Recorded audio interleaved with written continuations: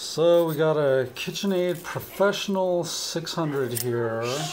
Leonard, I'm speaking video. Leonard, your sister's calling me mom again.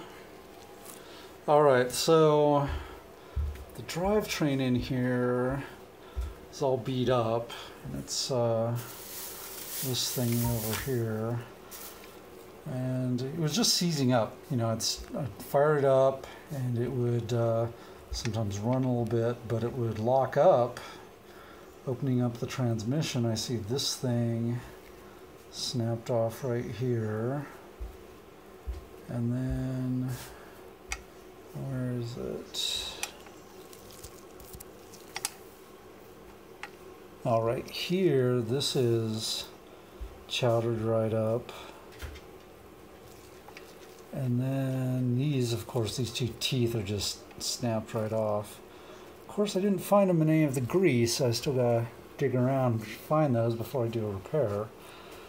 But the thing I know, oh, and here's the other piece. You can see a couple of those are right beat up. I think it's only that one.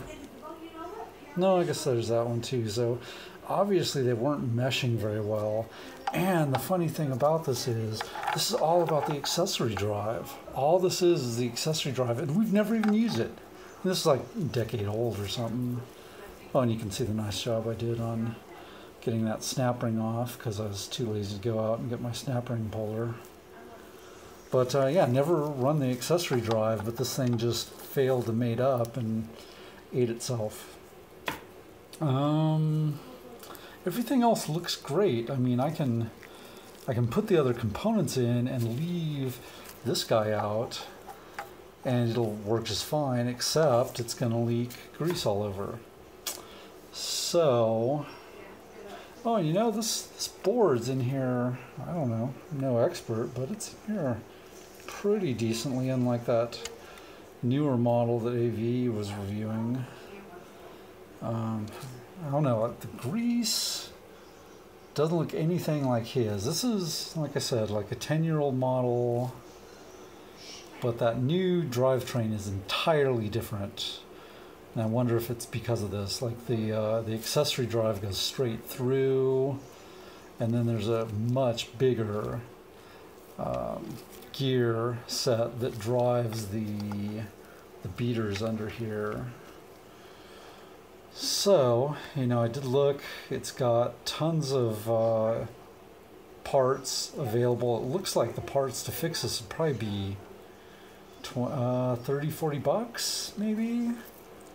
Unless I just I could just machine these teeth down, put it back in place, and just let it spin there. And then just not use the accessory. Boy, you know, considering we never used the accessory and it chewed this right up, I wonder how well the accessories even work. Anyway, it's a report from a decade-old model. Otherwise, man, it's been a beast. Oh yeah, there's grease leaking around in here, and found it in a few places, but maybe some molybdenum disulfide. All right, there's the report. Adios.